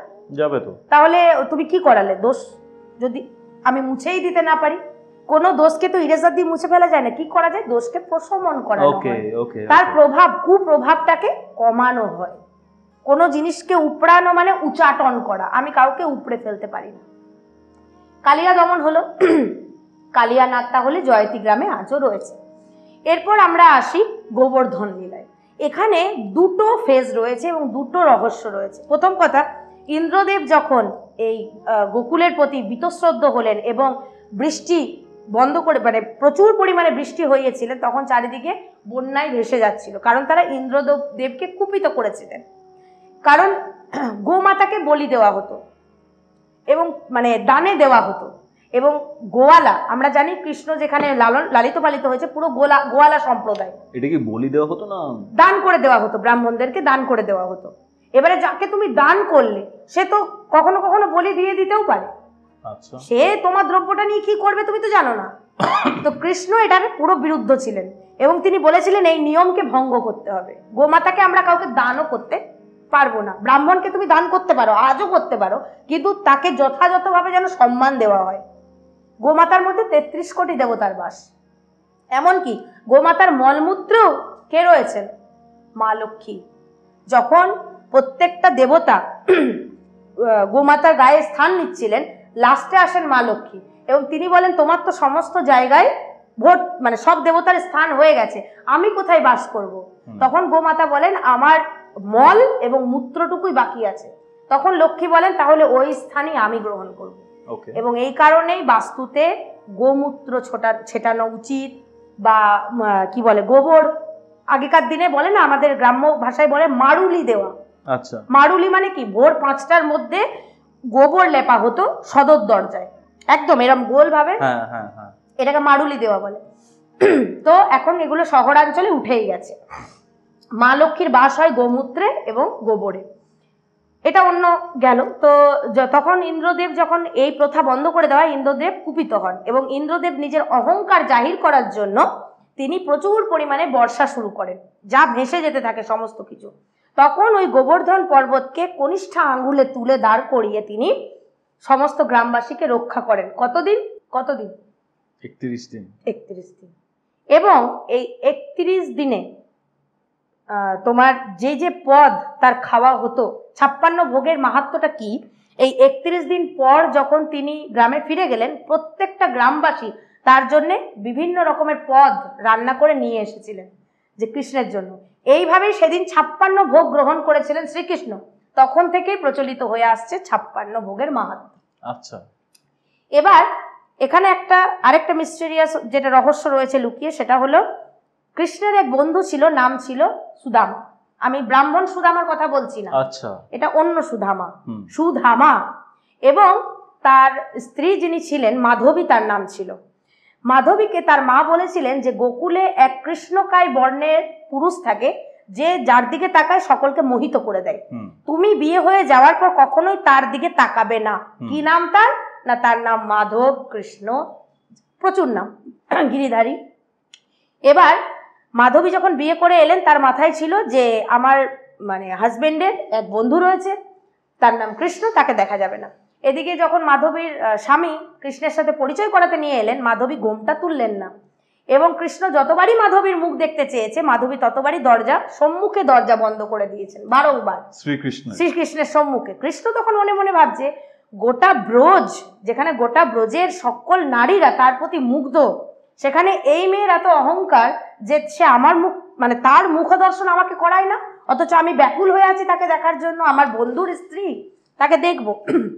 কৃষ্ণ তখন মনে মনে অভিশাপ দেন যে আজ যেভাবে তোমার মুখ দর্শন আমায় করালে না, কলিযুগে তুমিও জন্ম নেবে, আমাকে দেখার জন্য পাগল থাকবে, আমি তোমায় অনুভব করাবো আমার উপস্থিতি, তোমায় স্পর্শের অনুভূতিও দেব, কিন্তু দর্শন দেব না। তিনি কে? মীরাবাই। কৃষ্ণের ভজন কীর্তন করতেন যিনি। মীরাবাই কিন্তু কখনোই রাধা হয়ে উঠতে পারেননি। মীরাবাই অনুভব করেছিলেন, মীরাবাইকে সব দিক থেকে সাহায্য করেছিলেন কৃষ্ণ, তার উপস্থিতি বুঝিয়েছিলেন, কিন্তু দর্শন দেননি। কারণ ওই যে মাধবী, দাপর যুগে তাকে দর্শন দেননি, তাই কলিযুগে মাধবীকেও কৃষ্ণ দর্শন দেননি। অসামান্য, অসামান্য। এবং কেন এই গিরিধারী রূপকেই মীরাবাইয়ের পছন্দ হলো? এই যে গিরিধারী রূপ কেন না, কারণ একদিন মীরাবাই যখন জন্ম নেন, তার ঠাকুমাকে তখন সামনে দিয়ে বরযাত্রা যাচ্ছিল, তখন মীরাবাই তার ঠাকুমাকে বলেন যে আমার বর কে হবে? তখন বাল্যকাল, তার ঠাকুমা বলে ওই যে ঠাকুর ঘরে রাখা আছে, সে তোমার স্বামী। তখন থেকে মীরা সেই রূপকে তার স্বামী হিসাবে জানে, সেই রূপই ওই গিরিধারী রূপ। এবার দেখো, মাধবীর সাথে মীরার ওই গিরিধারী রূপেরই কিন্তু মিল পাচ্ছ, দাপরের মাধবী, কলির মীরা। ইভেন আমি এটাও শুনেছি, দাপরের যিনি মাধবী ছিলেন, কৃষ্ণ যখন কড়ি আঙুলে গোবর্ধন পর্বতকে তুলে রেখেছিলেন, সেই সময় ঘোমটার ফাঁক থেকে একটু কড়ি আঙুলটা দেখতে পেয়েছিল, এবং তিনি জিজ্ঞেস করেছিলেন, কে এই বালক যার আঙুল এত সুন্দর, সে না জানি কত সুন্দর। তখন তিনি তার এক সখী বলেছিলেন যে আরে এ তো সেই যাকে তুমি দর্শন দাও না, সে তো কৃষ্ণ। তখন তিনি আর মায়ের কথার প্রতিশ্রুতি দেওয়া কথা না রেখে ঘোমটা তুলে প্রথম দর্শন করেছিলেন কৃষ্ণ, এবং তিনি বলেছিলেন এই রূপের জন্য আমি লোক লজ্জাকেও ভুলে যেতে রাজি আছি। এবং কলিযুগে সত্যি মীরাবাইকে অনেক অপবাদ দেওয়া হয়েছে, অনেক অপমান করা হয়েছে। মীরাবাইয়ের বিয়েও হয়েছিল, কিন্তু স্বামীর সাথে ঘর করতে তিনি পারেননি, কারণ তার সমস্ত কিছু তিনি সমর্পণ করেছিলেন গিরিধারীর চরণে। অসাধারণ। তারপরে আমরা এবার আসি কৃষ্ণের ধীরে ধীরে বড় হয়ে ওঠা। এর মধ্যে প্রচুর অসুরকে বধ করেছেন তিনি, রাধার সাথে প্রেম লীলা। এবার যদি আমি রাধাকে না বলি তাহলে তো কৃষ্ণ অসম্পূর্ণ। যদিও বা রাধার উল্লেখ কিন্তু শ্রীমদ্ ভাগবতে পাওয়া যায় না, অনেকে বল না, শ্রীমদ্ ভাগবতে বা মহাভারতেও রাধার উল্লেখ কিন্তু নেই। মহাভারতে যে পর্বগুলো রয়েছে কোথাও রাধার উল্লেখ নেই, শুধু শ্রীকৃষ্ণের উল্লেখ আছে। শ্রীকৃষ্ণের উল্লেখ আছে, শ্রীকৃষ্ণের রণকৌশল উল্লেখ আছে, কিন্তু রাধা নেই। অথচ রাধা না থেকেও আছে। এবার রাধাকে সবার আগে বলি, বৈকুণ্ঠে থাকেন লক্ষ্মীনারায়ণ এবং গোলকবাসী হচ্ছেন রাধা কৃষ্ণ। এবার বলবে গোলকটা কি? গোলক ব্রহ্মার সৃষ্টি কোনো নয়। ব্রহ্মা আমাদের স্বর্গমর্ত পাতাল তৈরি করেছিলেন সবকিছু, যাই হোক, কিন্তু গোলক হচ্ছে একমাত্র রাধা কৃষ্ণের স্পেশাল স্থান, যাকে বলে তাদের প্রেমের স্থান, প্রেম স্থল। এবং সত্যিকারের কৃষ্ণ ভক্ত যদি কেউ আজও কলিযুগে থেকে থাকে, তার মৃত্যুর পর কিন্তু বৈকুণ্ঠ বাস হয় না, গোলক বাস হয়। আচ্ছা, সেখানে কোনো দুঃখ নেই, কিচ্ছু নেই, শুধু প্রেম আর প্রেম। গোলক বৃন্দাবন। গোলক বৃন্দাবন তো মরতে, আচ্ছা, গোলক আলাদা। এবার আমি বলি যে রাধা কি করে মরতে এলেন বা কেনই এলেন, এটাও তো একটা কথা। কৃষ্ণ এসছে ঠিক আছে, তিনি অবতার, রাধা কেন এলেন? কারণ হচ্ছে গোলকে কৃষ্ণের এক বিশাল বড় ভক্ত ছিল, তার নাম ছিল শ্রীধামা। শ্রীধামা, যে কিনা শঙ্খচূড় রাক্ষস হয়ে জন্মেছিলেন। আচ্ছা, এবার কেন তিনি শঙ্খচূড় হলেন, সবকিছু একটার সাথে একটা কানেক্টেড। এই পার্টটা বললেই সব জেনে যাবে, ঠিক আছে? সেটা হচ্ছে শ্রীধামা একদিন কৃষ্ণ বিশ্রাম করছিলেন এবং দ্বার রক্ষক হিসাবে শ্রীধামা দাঁড়িয়েছিলেন। রাধারানী আসেন, রাধারানী বলেন তিনি প্রবেশ করবেন, শ্রীধামা প্রবেশ করতে দেন না। তিনি বলেন না, প্রভু বিশ্রাম করছে, আমাকে বলে গেছে কারোর অধিকার নেই ঢোকার। রাধা বলে আমার অধিকার আছে। তখন শ্রীধামা বললেন আর কদাচৎ আমি যেতে দেবো না তোমায়, এইভাবে আটকে দাঁড়ান, দ্বার আটকে দাঁড়ান। রাধারানী তার হাত সরিয়ে দিয়ে ঢুকে যান। তখন রাধারানী যখন যাচ্ছেন, শ্রীধামা পেছন থেকে অভিশাপ দিচ্ছে, আমার মতো ভক্তের কথা তুমি অমান্য করলে, আমার প্রভুর কাছে গেলে তোমায় অভিশাপ দিচ্ছি, তুমি মর্তলোকে জন্ম নেবে এবং 100 বছর পূর্বস্মৃতি মুছে যাবে তোমার। দেখো, কৃষ্ণ যে জন্ম নিয়েছিলেন, কৃষ্ণ সব স্মৃতি কিন্তু মনে ছিল। কৃষ্ণ জানতেন তিনি নারায়ণ, তার উদ্দেশ্য কি দাপর যুগে ধর্ম প্রতিস্থাপনের জন্য তিনি এসছেন, কংসকে বধ করতে তিনি এসছেন। কিন্তু রাধা 100 বছর সমস্ত কিছু ভুলেছিলেন। এবং শ্রীকৃষ্ণের বয়স কত? 125। তখনকার দিনে তো আই থিঙ্ক অনেক হ্যাঁ, বেশি এরা বাঁচতেন। এবং হাইটও অনেক বেশি থাকতো। যত দিন যাচ্ছে আমাদের হাইট আয়ু সবই কমছে। 125 বছর পর্যন্ত কৃষ্ণ বেঁচে ছিলেন। 89 বছর বয়সে তিনি কুরুক্ষেত্র যুদ্ধ করেছিলেন। 79 89 89 বললে, আচ্ছা। এবং কুরুক্ষেত্র যুদ্ধ তিনি যখন করেছিলেন তারপর 36 বছর তিনি বেঁচে ছিলেন। 36 বছর রাজত্ব করেছিলেন। তারপর 125 বছরে তিনি মর্তের মায়া ত্যাগ করে তার হৃদয় যেটা সমুদ্রে ভাসতে ভাসতে জগন্নাথ পুরী চলে যায়। ঠিক আছে, এবার কথা আসছে যে রাধাকে এই যে অভিশাপ দেওয়া হলো, কৃষ্ণ বলেন এ তুমি কি করলে? শ্রীধামাকে বলেন এ তুমি কি করলে? তোমার সাহস হয় কি করে রাধাকে অভিশাপ দেওয়ার? কিন্তু এক অনিষ্ঠ ভক্তের অভিশাপও লেগে যায় এবং রাধারানীর এই অভিশাপ লাগে। কিন্তু রাধারানী কৃষ্ণকে বলেন আমি মর্তে জন্ম নিচ্ছি ঠিক কথা, কিন্তু যতদিন না তুমি আসবে ততদিন আমি নেত্র বন্ধ রাখবো। আচ্ছা, আমি চোখ খুলে প্রথম তোমায়ই দেখব, অন্য কাউকে দেখব না। এবং কৃতিদা আর বৃষভানুর ঘরে জন্ম নিল রাধারানী। এবং এই রাধারানী যে জন্ম নিল, বলা হয় কৃতিদার গর্ভে কিন্তু রাধারানী জন্ম নেয়নি, রাধারানীকে পদ্মের ওপর বৃষভানু পেয়েছিলেন। তাই রাধারানীকে অজনিজা বলা হয়। অজনিজা অর্থাৎ গর্ভজাত যে নয়, সে হলো অজনিজা। রাধারানী গর্ভজাত নয়। কৃতিদা, এই বৃষভানু মানে কৃতিদার হাজবেন্ড, তিনি রাধারানীকে পদ্মের ওপর একদিন পান এবং নিয়ে আসেন। তারা নিঃসন্তান ছিলেন। রাধারানী অন্ধ ছিলেন, সবাই মনে করেছিলেন রাধারানী অন্ধ, কারণ তিনি নেত্র বন্ধ রেখেছিলেন। কৃষ্ণ যখন আসে, কৃষ্ণর সাথে যখন তার দেখা হয়, মানে একদম বাল্যকালে যখন তার পাশে শোয়ানো হয়, তখনই রাধারানী চোখ খোলেন। তখন থেকে কৃতিদার বৃষভানু জানলেন যে কৃষ্ণের কারণেই আমার মেয়ে নেত্র ফিরে পেয়েছে। তখন থেকে কৃষ্ণের প্রতি একটা সফট কর্নার কৃতিদার বৃষভানুর মনে ছিল। এবার আমি বলি, কৃষ্ণকে যিনি গর্ভে ধারণ করলেন বা যিনি লালন পালন করলেন তারাকে আমরা জেনে গেলাম, কিন্তু রাধারানীকে যিনি পেলেন, অর্থাৎ মদন মোহন মোহিনী যিনি, কৃষ্ণকে যিনি মোহিত করছেন, তাকে যিনি সন্তান রূপে পেলেন, তারাও তো সাধারণ কেউ না, একদমই না। বৃষভানু, এই কথাটার সাথে কি মিল পাচ্ছ? ভানু, ভানু কার নাম? সূর্য, সূর্যের আরেক নাম ভানু। এবার অনেকে মনে করেন যে কৃষ্ণ বা রাধা অভিন্ন কেউ নয়, একই। কৃষ্ণেরই নারীত্ব রূপ হচ্ছে রাধা। তাহলে কৃষ্ণের নারী রূপ কি আমরা দেখতে পাই? মোহিনী রূপকে। সমুদ্র মন্থনের সময় যখন কৃষ্ণ মোহিনী রূপ নিয়েছিলেন, তখন সমস্ত ঈশ্বর তার রূপ দেখে, এমনকি রাক্ষস দানব, সকলে তার রূপ দেখে তাকে কি পেতে চেয়েছিলেন? স্ত্রী হিসাবে পেতে চেয়েছিলেন, প্রেমিকা হিসাবে পেয়েছিলেন। একমাত্র সূর্যদেবের মনে বাসনা এসেছিল এরম যদি একটা কন্যা সন্তান থাকে আমার। আচ্ছা আচ্ছা, সেই কারণেই দাপর যুগে ওই সূর্যেরই রূপ হচ্ছে বৃষভানু, তার ঘরে এলেন রাধা রানী মোহিনী অবতারে। মানে কৃষ্ণ নিজে কি মোহিনী অবতার ছিলেন? মনে করা হয় কৃষ্ণের নারীত্ব রূপী রাধারানী, অনেকে মনে করেন। এবং তিনি প্রেম আস্বাদন কি, প্রেম রস কি, প্রেম কি, তা শেখাবার জন্যই এই লীলাক্ষেত্র রচনা করেছিলেন। আসলে তার উদ্দেশ্য কিন্তু ছিল না যে ওই মানে বলে না যে একজনকে প্রেম করলো আর এতজন বউ। কৃষ্ণ সম্পর্কে অনেকে অনেক কিছু বলে, তাদের আমি বলবো, একদম বলবো তারা মূর্খ। ভগবানের লীলা না জেনে কিছু বলা উচিত বা দৃষ্টতা আমাদের নেই। তারা কেন করছে, কি করছে, এই যে 1008 স্ত্রী, তার পিছনেও তো কারণ রয়েছে। কারণ ছাড়া তো কার্য হয় না।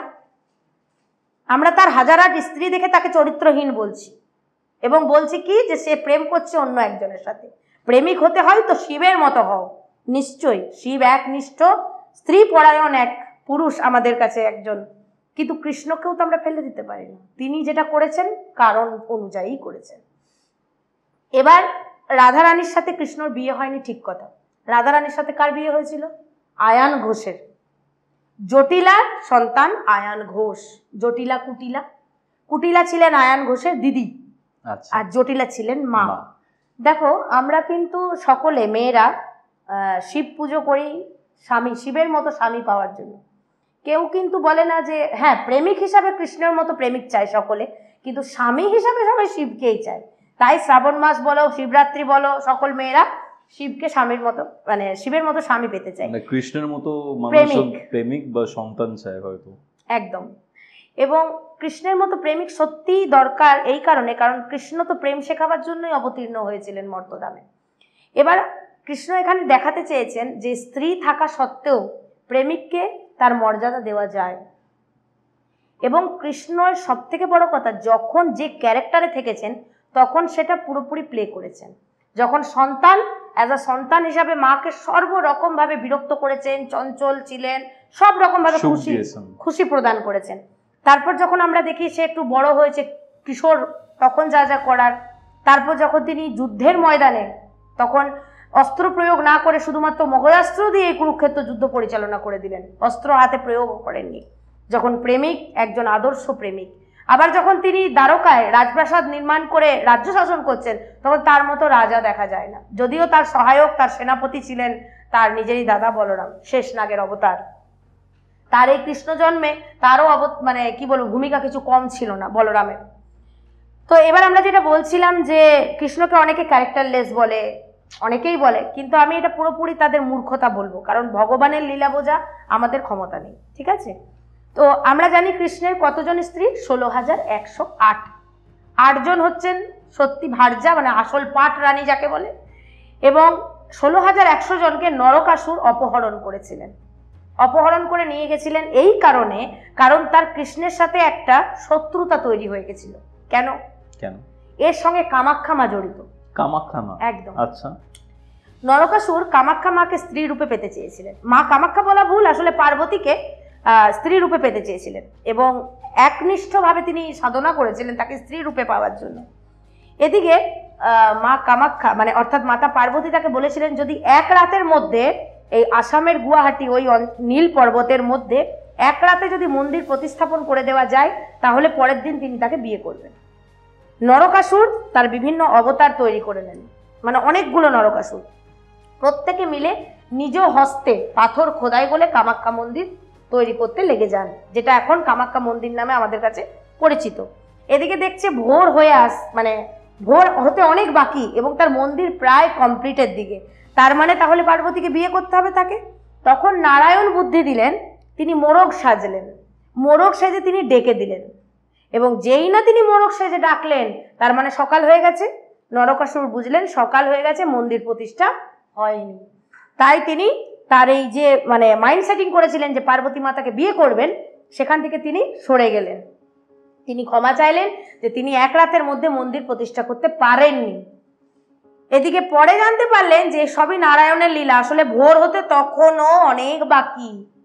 কৃষ্ণ মোরগ সেজে মানে নারায়ণ মোরগ সেজে ডেকে দিয়েছিলেন।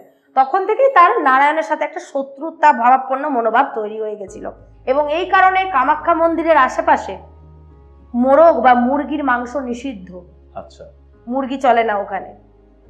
এবার এই নরকাসুর প্রতিশোধের জন্য দ্বারকা থেকে 16,100 জন দাসীকে 16,100 জন দাসীকে তিনি অপহরণ করে নিয়ে গেছিলেন। এবং তখনকার দিনে একটা রাত যদি কোনো মেয়ে পরপুরুষের সাথে কাটায়, তার বিয়ে হওয়া মুশকিল হয়ে যায়। এবং 16,100 জনের বিয়ে যেহেতু হওয়া সম্ভব নয়, তাই কৃষ্ণ তাদেরকে বিয়ে করেন, এবং হ্যাঁ, এবং উদ্ধার করে বিয়ে করেন। এবং সম্মান মানে একজন এই নয় যে আমার নামকে বাঁচতে বিয়ে করলাম যাকে বলে, একজন স্ত্রীর যা যা মর্যাদা বা যা যা তার অধিকার প্রাপ্ত সব কিছু দিয়েছিলেন সকলকে। এবার এই নরকাসুরকে কে মেরেছিলেন? কৃষ্ণ মারেননি, কৃষ্ণের স্ত্রী সত্যভামা মেরেছিলেন। আচ্ছা, সত্যভামার হাতে বধ হয়েছিলেন নরকাসুর। এবার সত্যভামাকে 8 জন রানীর মধ্যে এক রানী, কিন্তু আমরা জানি যে এই 8 পাট রানী তারা কোনো না কোনো দেবীর অবতার। যেমন লক্ষ্মী রুক্মিণী, তারপরে আসে জাম্ববানের কন্যা জাম্ববতী। এই যে রুক্মিণীর কথা বললে, রাধাও তো লক্ষ্মীরই অবতার। হ্যাঁ, রাধাও লক্ষ্মীর অবতার, এবং রাধাকে অনেকে ভূদেবী হিসাবেও চেনে। মানে ব্যাপারটা হচ্ছে, অনেকে বলে যে রাধা কৃষ্ণকে পাননি, কিন্তু লক্ষ্মীর যদি দুটো রূপ কনসিডার করি, তাহলে রাধা এবং পেয়েছিলেন। রুক্মিণী, তাহলে তাহলে পেয়েছিলেন, একদম ঠিক কথা। রুক্মিণীর লক্ষ্মীরই রূপ। সত্যভামা কিন্তু একজন সাধারণ নারী ছিলেন। এছাড়া যমুনা আছে তার স্ত্রী, তোমার তারপরে ভার্যা নাম, ভার্যা, তারপরে তোমার মিত্তবিন্দা, এরা হলেন 8 পাটরানী। এবার আমি বলি সত্যভামা কিন্তু কোনো দেবীর অবতার ছিলেন না।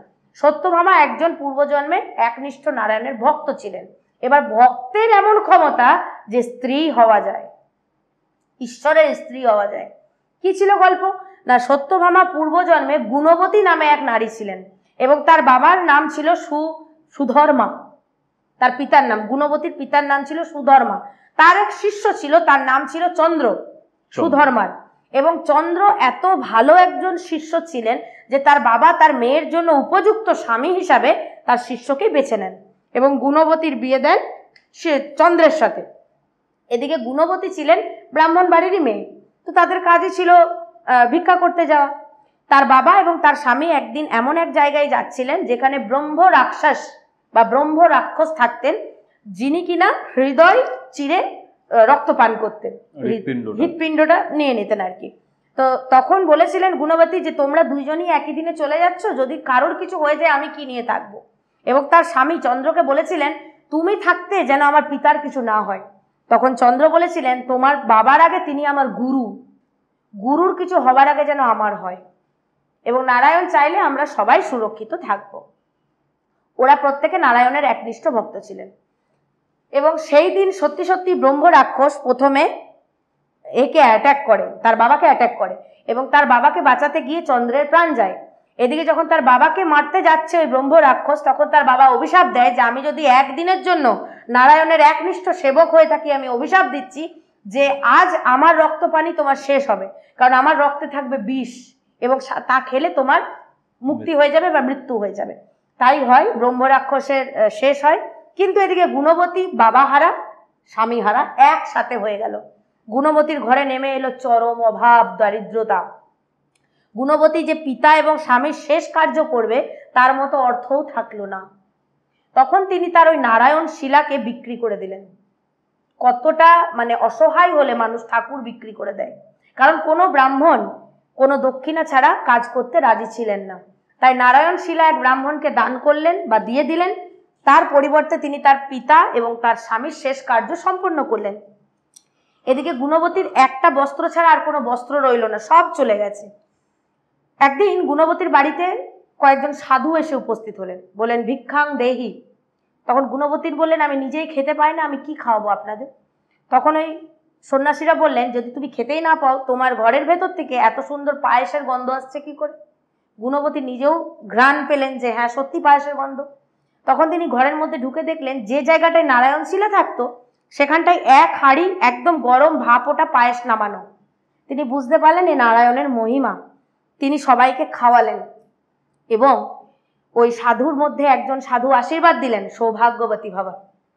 তখন গুণবতী বললেন এই জন্মে কি করে আমি সৌভাগ্যবতী হব, আমার সব চলে গেছে।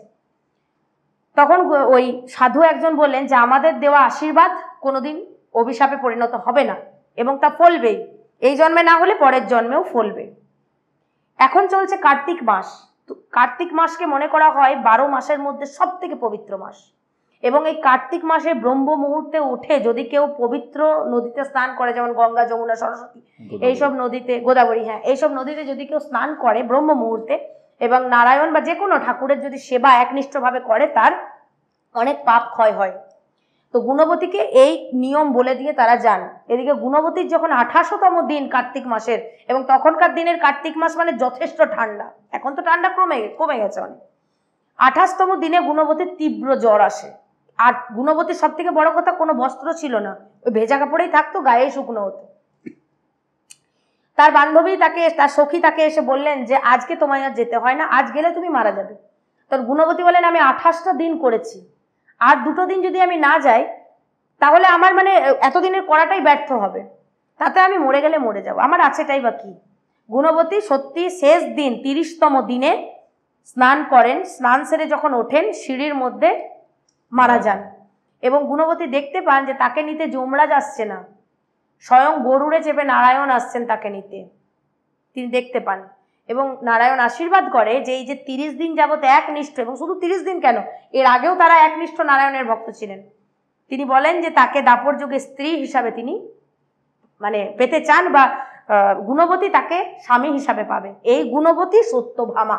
আচ্ছা, এই সত্যভামাই নরকাসুরকে বধ করেছিলেন। কি ব্যাপার?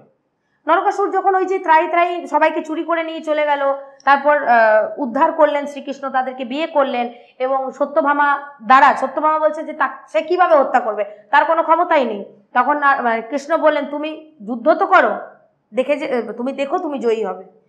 সিম্পল ওয়েতে যুদ্ধ হয় এবং সত্যি নরকাসুর বধ হয়, যার হাতে যার মৃত্যু।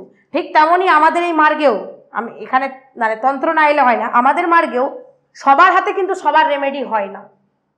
অনেকে এসে বলে এত অ্যাস্ট্রোলজারের কাছে গেছি, এত তান্ত্রিকের কাছে গেছি, হ্যান করেছি, হতে পারে আমার কাছেও তার সলিউশন নেই, আবার হতে পারে আমার কাছেই আছে। কার হাতে কার যে সলিউশন লেখা আমরা কেউ জানি না। আচ্ছা, ঠিক না? এই যে এতগুলো ব্যাপার জানলাম, আমি নৌকা বিহারের ব্যাপারটা জানতে চাই, যেখানে চন্দ্রকে সাক্ষী রেখে মা রাধা এবং শ্রীকৃষ্ণ প্রেম শিখিয়েছিলেন আমাদের সবাইকে। এবং আরেকটা জায়গা যেটা বৃন্দাবনে এখনো রয়েছে, যেখানে এখনো মনে করা হয় প্রত্যেক রাতে শ্রীকৃষ্ণ এবং শ্রী রাধা আসেন এবং রাসলীলা করেন। বৃন্দাবনের বলে নিধিবন নামে এক জায়গা রয়েছে, যেখানে মনে করা হয় না, একদম প্রমাণ সহ বহু বিজ্ঞানীরা গেছেন, তারা দেখে নিয়েছেন অলরেডি। ওখানে শুধু মানুষ না, সন্ধ্যের পর মানুষদেরকে তো শিখিয়ে দেওয়া হয় জায়গা খালি করো, বাঁদর, পিঁপড়ে, কোনো রকম পশু পাখি সারাদিন নিধিবনে থাকে, সন্ধে হতে না হতে সকলে নিধিবন ছেড়ে চলে যায়। এবার বলো, মানুষ তো বুঝলো, আমি বাঁদরও ছেড়ে দিলাম, তারা কথা বোঝে, কিন্তু পিঁপড়ে একটা, সবাই মাটির গর্তের ভেতর ঢুকে যাবে, সন্ধে হবে নিজের চোখে দেখতে হবে, সকলে গর্তের ভেতর ঢুকে যাচ্ছে।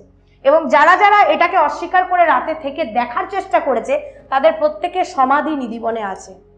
হয় মারা গেছে, বা কেউ বোবা হয়ে গেছে, কি দেখেছে বলতে পারার ক্ষমতা নেই, বা স্মৃতিশক্তি চলে গেছে। বৃন্দাবনে অনেক এরকম পাবে, যারা স্মৃতিশক্তি পুরো চলে গেছে, তাদেরকে জিজ্ঞেস করো, দেখিয়ে দেবে যে এ নিধিবনে ছিল। কেউ পুরো পাগল হয়ে গেছে, কেউ অন্ধ হয়ে গেছে। এবং ভোর 5টা নাগাদ 5টা তালা খোলা হয় নিধিবনে। যে রাস মঞ্চ রয়েছে, রাত্রিবেলা বিছানা সুন্দরভাবে পেতে দেওয়া হয়, গোলাপের পাপড়ি ছড়িয়ে দেওয়া হয়, পান, চুড়ি, টিপ, মানে শৃঙ্গারের সমস্ত দ্রব্য রেখে দেওয়া হয়, সকালে সব আলু থালু অবস্থায় থাকে। 5টা দরজা তোমার সামনে পুরোহিত লক করবে, তুমি চেক করে নেবে চারিদিকে ঢোকার কোনো জায়গা নেই। আবার ভোরবেলা তুমি মন্দিরের বাইরে সারা রাত দরকারে ওয়েট করো, সারা রাত থাকো তুমি, অনেক সাংবাদিকরা থেকেছেন প্রমাণ দেখার জন্য। পরের দিন যখন তালা খোলা হয়, ওই 5টা তালা দেখা হয় ভেতরে পুরো আলু থালু অবস্থায় পড়ে, পান, চিবনো, দাঁতন ইউজ করা, জলের ঘটে থেকে জল মানে পড়া, মানে মুখ ধুয়েছে, লাড্ডু আধ খাওয়া। ওই প্রসাদ যারা খায় জানবে স্বয়ং পুরোপুরি ঈশ্বরের এটো খাচ্ছ, মানে প্রসাদই, আসল অমৃত প্রসাদ পাচ্ছ তুমি। সুন্দর ব্যাপার। নৌকা বিহার এত ইন্টারেস্টিং কেন? বা নৌকা বিহারের বিশেষ মাহাত্ম কিছু নেই, আসলে একটা লীলারই একটা পার্ট। কারণ রাধারানীর হঠাৎ মনে হঠাৎ ভাবোদয় হতো। আমাদের কাছে হয় না, প্রেমিকা বা প্রেমিকরা অনেক কিছু হঠাৎ করে চেয়ে বসে, মানে এ করতে। তো রাধারানী একদিন চেয়েছিলেন পূর্ণ পূর্ণিমার রাতে তিনি নৌকার মধ্যে রাসলীলা করতে চান, প্রেম লীলা করতে চান। তো কৃষ্ণও বলেছিলেন তথাস্তু। এই হলো পূর্ণিমা, পুরো পূর্ণিমা থাকবে এবং নৌকার মধ্যে তিনি রাসলীলা বা লীলা করতে করতে তিনি প্রেম আস্বাদন করেছিলেন বা জগৎকে শিখিয়েছিলেন। এই তখন থেকেই নৌকা বিহার প্রচলিত। এই তো জন্মাষ্টমীর কিছুদিন আগেই নৌকা বিহার হয়, আমার মনে হয় 15ই আগস্ট রাসলীলা আছে, রাসলীলা। ওকে, হ্যাঁ, তারপর 26শে আগস্ট জন্মাষ্টমী আমাদের। 26শে আগস্ট জন্মাষ্টমী। তো জন্মাষ্টমীর জন্য আমি কিছু কথা দর্শকদের বলবো। যাদের সন্তান হচ্ছে না, বারবার মিসক্যারেজ হচ্ছে এবং ডাক্তারিতে দেখা যাচ্ছে স্বামী স্ত্রী কারোর কোনো ফল্ট নেই, তাহলে কেন সন্তান হচ্ছে না? প্রথম কথা, এটা অ্যাস্ট্রোলজিক্যাল বিচারে যদি যাই আমি, তাহলে দেখবো পঞ্চমে হয়তো কেতু আছে বা কিছু, পঞ্চম ঘরটা খারাপ, তাই পঞ্চমে শনিও থাকতে পারে, সন্তান ঘরটা খারাপ আছে। কিন্তু যদি আসলে বলে সবকিছুর ঊর্ধ্বে তো তিনি, জ্যোতিষ তন্ত্র সবের ঊর্ধ্বে। এবার যদি এই জন্মাষ্টমীর দিন কেউ যদি গোপাল কেনে বা কেউ যদি কাউকে গোপাল দান করে, সব থেকে ভালো। গোপালকে চাইলেই পাওয়া যায় না, বহু জন্মের পুণ্যের ফলে নারায়ণের কোনো রূপকে তুমি সেবা করতে পারবে, তুমি চাইলেই পেতে পারো না তাকে। আচ্ছা। তো গোপালকে যদি কেউ সেদিন আনে বাড়িতে প্রতিষ্ঠা করে, এবং গোপাল স্বয়ং প্রতিষ্ঠিত, মানে গোপাল এনে যদি তুমি তাকে যে কোনো একটা রূপে পুজো করো, গোপালকে সাধারণত অনেকে সন্তান ভাবে, অনেকে ভাই, এরকম ভাবে। সম্পর্ক স্থাপন করতে হবে, তাকে ঈশ্বরের জায়গায় রাখলে চলবে না। তাকে যখনই তুমি ঈশ্বরের জায়গায় রাখবে না, তখন সে অনেক দূরে চলে যাবে তোমার থেকে। যখন তার সাথে তুমি সম্পর্ক স্থাপন করবে, তোমার খুব আপন হয়ে যাবে সে, এবং সেও তোমাকে আপনই ভাববে। ইভেন যাদের বাড়িতে গোপাল রয়েছে অনেকেই বলেছে যে খুব দুষ্টুমি করে সে, অনেক, খুব চঞ্চল, প্রচন্ড চঞ্চল। অনেকে হয়তো ভাবে যে এগুলো বাজে কথা বা ভক্তের কোনো বিভ্রম, বাট না, আমার নিজের ঘরেও আছে, আমি সাক্ষী যে তারা করে, সত্যি করে, এবং তাদের খিদে পায়। তারা চাইলে কি খেতে পারে না? সারা বিশ্ব ব্রহ্মাণ্ডের কত খাবার তাদের কাছে আছে, কিন্তু তারা তোমারই মুখাপেক্ষী হয়ে বসে থাকবে। আজ যে আমি এখানে বসে তার সম্পর্কে বলছি, বিশ্বাস করো আমার একটা মাইন্ডে চলছে যে এত রাত হয়ে গেল, সে আমার দুটো এখনো বসে আছে, খাইনি। একজন মায়ের যেমন মনে হয়, আমার কিন্তু সিরিয়াস মনে হচ্ছে। আরেকটা বিষয় আসে, কৃষ্ণের সাজসজ্জার মধ্যে সব থেকে কৃষ্ণ সাজতে ভালোবাসে, এবং তাকে যে হাতে সাজানো হয়, মানে যে তার সেবা করে, তার মধ্যে একটা অ্যাট্রাকটিভ পাওয়ার আসে, অটোমেটিক আসে।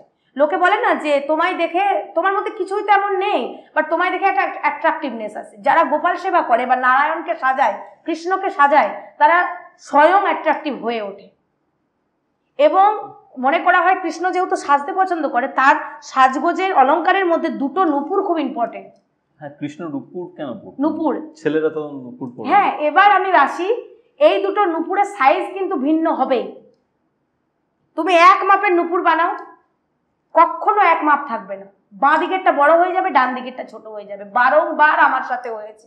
আমি পরে জানতে চেয়েছি, যখন খুঁজেছি, তখন বুঝেছি এক পায়ের নূপুর গুরু, এক পায়ের নূপুর শিষ্য। এবার আসি আমি কথায়। ত্রেতা যুগে যখন সীতা বনবাসে চলে গেলেন, রামচন্দ্র তার ধনুক নামিয়ে কাঁদতে বসেছিলেন। যখন চোখের জল পড়ছিল, সেই জল রক্তের আকার, মানে যেন মনে হচ্ছিল রক্তের মতো হয়ে বয়ে যাচ্ছে, সেই হলো বৈতরণী নদী। আচ্ছা। ওই জল আর রক্ত মিশে। রাম দেখলেন কি ব্যাপার, লাল হচ্ছে কেন? তিনি ধনুকটা তুলে দেখলেন ধনুকের নিচে একটা ব্যাঙ চাপা পড়ে গেছে। আচ্ছা। লক্ষণ বলল, দাদা এ তো ব্যাঙ। তখন ব্যাঙটিকে রামচন্দ্র বললেন, তুমি সাপের দ্বারা যখন আক্রান্ত হও তখন আর্তনাদ করো, এখন যখন আমার ধনুকের দ্বারা তুমি আক্রান্ত হচ্ছিলে, তুমি চিৎকার করলে না কেন? তখন ব্যাঙটি বললেন, হে প্রভু, হে নারায়ণ রাম বা হে রঘুবীর, আমি যখন সাপের দ্বারা আক্রান্ত হই তখন আপনার কাছে নালিশ জানাই, তাই চিৎকার করি, আপনাকে বাঁচাবার জন্য ডাকি আমি। আজকে তো আমি আপনার দ্বারাই আক্রান্ত হচ্ছি, তাহলে কাকে বাঁচাবার জন্য ডাকবো? এবং আমি আমার এই ব্যাঙ যোনি থেকে মুক্ত হলাম আপনার এই ধনুকের স্পর্শে। না তুমি কি চাও? আমার দ্বারা তুমি আহত হয়েছো, তোমার আমি প্রাণ ফিরিয়ে দিতে পারি না, বাট তুমি কি চাও? তখন বলেন, যদি কিছু দিতেই হয় তাহলে আমাদের গুরু শিষ্যকে একসাথে দিন। মরতে মরতেও সে গুরুর জন্য চাইছে। তার গুরু ছিলেন রাম ভক্ত, কিন্তু রাম দর্শন পাননি। তখন রাম বলেন, তার গুরুর নাম ছিল বিশ্বাবসু মুনি, এবং তার নাম ছিল কর্ণব মুনি। এই ব্যাঙের একদিন কর্ণব মুনি বিশ্বাবসু মুনির পা টিপছিলেন, গুরু সেবা করছিলেন, করতে করতে পায়ে নখের আঁচড় লেগে যায়। তখন বিশ্বাবসু মুনি রেগে গিয়ে তাকে অভিশাপ দেন যে তুই ব্যাঙ হবি। সেই মুহূর্তে সে তৎক্ষণাৎ ব্যাঙ হয়, এই কারণে তার ব্যাঙজনী প্রাপ্ত। কিন্তু রামচন্দ্রকে বলেন তিনি যে তিনি তার গুরুকে যেন দেখা দেন, এবং এই কথা শুনে রামচন্দ্র এত খুশি হয় যে মরতে মরতেও তার গুরুর জন্য সে চাইছে, যে গুরু তাকে অভিশাপ দিয়েছে ব্যাঙ হতে। তখন ওই বিশ্বাবসু মুনিও সেখানে উপস্থিত হন এবং বলেন, হে শিষ্য, তোমার গুরু পুজোয় বা তোমার গুরু সেবায় আমরা সকলে খুশি, কি চাও? না তখন কর্ণব মুনি বলেন, হে প্রভু, আপনার অঙ্গের কোনো অলংকার হতে চাই, যাতে আপনার স্পর্শে থাকতে পারি, আপনার চরণে ঠাঁই চাই। আমরা শিষ্য গুরু দুজনেই চরণে ঠাঁই চাই। তখন রামচন্দ্র বলেন, এই জন্মে তো সম্ভব না, দাপর যুগে আপনারা নূপুর হবেন আমার পায়ে। এই কারণে একজন গুরু বড় হয় সাইজ, একজন শিষ্য ছোট হয়। এখানে শ্রোতা বন্ধুদের বলবো বা দর্শক বন্ধুদের বলবো, যাদের বাড়িতে গোপাল আছে তারা একটু লক্ষ্য করবেন দুই পায়ের নূপুর বারবার সাইজ ছোট বড় হয় কিনা। আচ্ছা, এখানে আমরা এর আগেও আমি হয়তো কল রেকর্ডিং বা মহাভারতের পর্বে বলেছি যে শ্রীকৃষ্ণ মাথায় ময়ূরের পালক রাখেন, কারণ তার কাল সর্প ছিল। এখানে অনেকে কমেন্ট করেছে দেখেছি যে ভগবানকে নিয়েও ছেলে খেলা করছে, বাট আমি তাদেরকে বলবো একটু মাইথোলজি পড়াশোনা করতে, যে হ্যাঁ, ঈশ্বর যখন মনুষ্যজনিতে আসেন তখন তাকে মানুষের মতনই সবকিছু করতে হয়, এবং গ্রহজনিত যে দোষ সেগুলো আমাদের যেমন একজন মানুষের বর্তায়, ঈশ্বর যখন মনুষ্যজনিতে আসছেন তাহলে তার মধ্যেও বর্তায়। এবং শ্রীকৃষ্ণের সত্যি কালসর্প দোষ ছিল, এবং এই কালসর্প দোষ মানে যখন পিক ফর্মে তখনই তিনি রাধার থেকে আলাদা হয়ে গেছিলেন। ঠিক আছে, এবার কাল সর্প মানে কি, সাপের একটা কথা আসছে, এবং সাপকে খায় কে? ময়ূর। সেই কারণে ময়ূরের পালক তিনি মাথায় রাখেন, এটা একটা কারণ। আরো হচ্ছে আমাদের যে ত্রিগুণ সত্য তম রজ, কৃষ্ণ বা যে কোনো, বিশেষ করে নারায়ণের অবতার কৃষ্ণ ত্রিগুণাতীত, তিনি সবকিছুরই উপরে ঊর্ধ্বে, এটাকে বোঝাবার জন্য পালকটাকে ব্যবহার করা হয়। কার্তিকের বাহন কে? ময়ূর। আমরা অনেক ক্ষেত্রে তারা মায়ের মাথাতেও কিন্তু ময়ূরের পালক দেখতে পাই। আচ্ছা, হ্যাঁ দেখতে পাই, অনেক তারা মাকে যখন সাজানো হয় কখনো কখনো দেওয়া হয়। এটার মানে হচ্ছে আমরা যে ঈশ্বর, তিনি যে সব গুণের মানে ঊর্ধ্বে, এটাকে বোঝাবার জন্য, সিগনিফাই করার জন্য। এক্স্যাক্টলি। এই ময়ূরের পালক দিয়ে অনেক অসাধ্যকে সাধন করা যায়। যেমন জন্মাষ্টমীর দিন যদি কেউ 3টে ময়ূরের পালক এনে কালো সুতোয় বাঁধে এবং বেঁধে ক্যাশ বাক্সে রাখে, অর্থের আগমন ঘটে। আচ্ছা, কারোর মধ্যে মনে হচ্ছে নেগেটিভ প্রভাব রয়েছে, ব্ল্যাক ম্যাজিক রয়েছে, তন্ত্র রয়েছে, সে যদি ময়ূরের পালক বালিশের তলায় নিয়ে নিত্য শয়, মানে যাদের রাতে হয় না দুঃস্বপ্ন দেখে ঘুম ভেঙে যায়, তাদের এই দুঃস্বপ্নের জায়গাটা কাটে ক্রমশ। যাদের মনে হচ্ছে যে রাহু দুর্বল, রাহুর সমস্ত গ্রহের কিন্তু ভালো মন্দ দিক রয়েছে, তো রাহুকেও আমাদের প্রয়োজন। সে কি করবে? ময়ূরের পালক আনবে, তার যে ডাটিটা, তার মধ্যে 3 বার গঙ্গা জলে ছিটে দেবে এবং বলবে রাং রাঘবায় নম, রাং রাঘবায় নম। 12 বার এই মন্ত্রটা জন্মাষ্টমীর দিন বলতে হবে। এটাকে ওই ডাটির মধ্যে বলে ওটাকে নিয়ে পরের দিন রাহুকে স্মরণ করে বা কৃষ্ণকে স্মরণ করে জলে ভাসিয়ে দেবে। এতে করে কি হবে? তার উপর যদি কেউ ব্ল্যাক ম্যাজিক করে থাকে বা অনেক সময় ধার দেনায় মানুষ জড়িয়ে যায়, রাহুজনিত যে প্রবলেম, বা অনেকে হয় না লোন নিয়েছে, লোন আর শোধ করে উঠতে পারছে না, এই যে ভাসিয়ে দিলাম, আমার আর্জি জানিয়ে ভাসিয়ে দিলাম, তার মানে আমি ডাইরেক্ট ঠাকুরের উদ্দেশ্যে তাকে আমার চিঠি যাকে বলে একটা মানে প্রার্থনা আমি জলের মধ্যে ভাসিয়ে দিলাম, কাইন্ড অফ আ ম্যানিফেস্টেশন। হ্যাঁ একদম এক্স্যাক্টলি। এরপর স্বামী স্ত্রীর মধ্যে দাম্পত্য কলহ রয়েছে, ঝগড়া ঝামেলা, কিছু করতে হবে না, উত্তর দেওয়ালে 3টে ময়ূরের পালক বা 2টো ময়ূর মুখোমুখি আছে এরকম কোনো ওয়ালপেপার টাঙিয়ে দিন। উত্তর দেওয়ালে 2টো ময়ূরের পালক, দুদিকে নয় কিন্তু মুখোমুখি আছে, এরম টাঙিয়ে দিন। দাম্পত্য কলহ আস্তে আস্তে কমতে থাকবে, প্রেম সঞ্চার হবে। এখানে ব্যাপারটা সেটা হচ্ছে, কৃষ্ণকে নিয়ে তো একটা এপিসোডে কথা বল, একটা লাইফ স্প্যানও কম। আমরা কিছু কিছু ইন্টারেস্টিং যে টপিকগুলো রয়েছে সেগুলোকে এনেছি, সামনেই জন্মাষ্টমী, বাট আমার একটা জিনিস খুব জানতে ইচ্ছা করছে, সেটা হচ্ছে পাতাল কালীকে যে নিয়ে এসেছিল, বা পাতাল কালীর প্রতিষ্ঠাতা বলতে পারি, গুহ্য কালীর, তার নাম হচ্ছে জরাসন্ধ। তাকে যে বধ করার ব্যাপারটা সেটা খুব ইন্টারেস্টিং লাগে আমার, সেই ব্যাপারটা আমি জানতে চাই। হ্যাঁ, এখানে তাকে বলতে গেলে আমাকে মহাভারতের একটা ক্যারেক্টারকে তুলে আনতে হয়, ভীম। ভীমই জরাসন্ধকে বধ করেছিলেন, কিন্তু তাকে বধ করা এত সহজ ছিল না। জরাসন্ধকে আমরা ইতিহাসে চক্রবর্তী সম্রাট, মগধরাজ চক্রবর্তী সম্রাট হিসাবে জেনেছি। জরাসন্ধ কে ছিলেন? কংসের শ্বশুর মশাই ছিলেন। জরাসন্ধের 2 মেয়ে ছিলেন, অস্থি এবং প্রাপ্তি। এই 2 মেয়ের বিয়ে হয়েছিল কংসের সাথে। কংসকে যখন কৃষ্ণ বধ করলেন তখন অস্থি এবং প্রাপ্তি বিধবা হয়ে গেল। তখন জরাসন্ধ প্রতিশোধ নেওয়ার জন্য 18 বার কিন্তু মথুরা আক্রমণ করেছিলেন এবং ফিরে গেছিলেন। এমনকি দ্বারকাও আক্রমণ করতে চেষ্টা করেছিলেন, কিন্তু পেরে ওঠেননি। জরাসন্ধকে বধ চাইলে চুটকি মেরে নারায়ণ করতে পারতেন, কিন্তু জরাসন্ধের বধ ছিল ভীমের হাতে। জরাসন্ধ নামটা কেন হলো? জরাসন্ধের পিতার নাম ছিল বিপ্রচিত্ত। বিপ্রচিত্ত যে 2 নারী ছিলেন, এই 2 নারী কিন্তু সন্তান প্রসবে অক্ষম ছিলেন, এবং তার পিতারও অনেক বয়স হয়েছিল, বয়সকালে বিয়ে করেছিলেন, তাই বাচ্চা হচ্ছিল না। তখন তারা যায় লোমহর্ষক ঋষি নামে এক ঋষির কাছে। লোমহর্ষক ঋষি একটা আম দেন তার দুই রানীকে খেতে দেন, কিন্তু বলে দেন না যে কিভাবে আমটা খেতে হবে। দুই রানী মাঝখান থেকে কেটে নেন, হাফ একটা ফালি একটা রানী খান, বাকি হাফটা আরেকটা রানী খান। তারা গর্ভবতী হন, যখন বাচ্চা প্রসব করেন অর্ধেক অর্ধেক বাচ্চা প্রসব করেন, কারণ তারা অর্ধেক অর্ধেক আম খেয়েছিলেন। এইরকম বাচ্চা দেখে জরাসন্ধের পিতা তাদেরকে শ্মশানে, এই বাচ্চাটিকে শ্মশানে ফেলে দিয়ে চলে এসেছিলেন, হাফ ফেলে দিয়ে চলে এসেছিলেন। তখন ওই শ্মশানে একজন জরা নামে এক রাক্ষসী থাকতেন, জরা।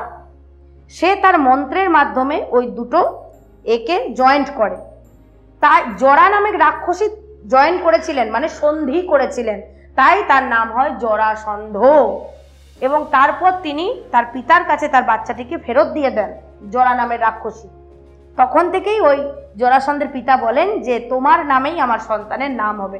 এবং সে যে মানে একটা সময় এমন থাকবে যে কাঁপাবে, একদম বলা হয় না তার এলাকা কাঁপিয়ে দাপিয়ে বেড়াবে।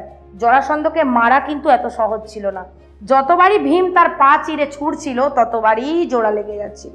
এখানে কৃষ্ণ ছদ্মবেশে দাঁড়িয়ে একটা কুশ হাতে নেয় এবং ভীমকে ইশারা করে দেখান এইভাবে এইভাবে এবং এইভাবে ফেলতে, এইভাবে ফেললে জয়েন্ট লাগবে, অপোজিট সাইডে ফেলতে হবে। ভীম তাই করেন, এইভাবেই জরাসন্ধ নিহত হন। কিন্তু জরাসন্ধ পাতাল লোকে গুহ্য কালীকে পুজো করতেন এবং নরবলি দিতেন, বহু নরবলি দিতেন। জরাসন্ধ তন্ত্রক্রিয়া জানতেন, এমনকি কংসও তন্ত্রক্রিয়া জানতেন। আচ্ছা, শুক্রাচার্য, দৈত্যগুরু শুক্রাচার্যের কারণে তারা তন্ত্র জানতেন। এদিকে যখন পাতালকালী নন্দ বংশের রাজাকে স্বপ্ন দেন জরাসন্ধের মৃত্যুর পর, যে তিনি এখানে আছেন, মানে তিনি পাতাল থেকে নিজেই উত্থিত হয়েছিলেন। নন্দ বংশ মানে ওই ধনানন্দ মহাপদ্মনন্দ ইতিহাসে, হ্যাঁ, তিনি স্বপ্ন দেন নন্দ বংশের কোনো এক রাজাকে যে তিনি বেনারসে আছেন, তাকে যেন সেখান থেকে নিয়ে গিয়ে আকালিপুরে প্রতিষ্ঠা করা হয়। আকালিপুর বীরভূমের একটি জায়গা, যেখানে জরাসন্ধের পূজিতা মা স্বয়ং গুহ্য কালী রূপে বিরাজ করছেন। আগে কিন্তু কেউ জানতো না এখানে মায়ের স্থান, কারণ মা চেয়েছিলেন নিরিবিলিতে থাকতে। বেনারসে ছিলেন তিনি, বেনারসে ছিলেন, তাকে বলা হয়েছিল ওখান থেকে নিয়ে যেতে। তো তিনি বেনারসে দেখতে পান যে গুহ্যকালী মা তাকে স্বপ্নাদেশ দেন যে তিনি বেনারসে আছেন, তাকে যেন এখান থেকে নিরিবিলি কোনো স্থানে নিয়ে যাওয়া হয়। সেখান থেকে বীরভূমের আকালিপুরে মাকে প্রতিষ্ঠা করা হয়।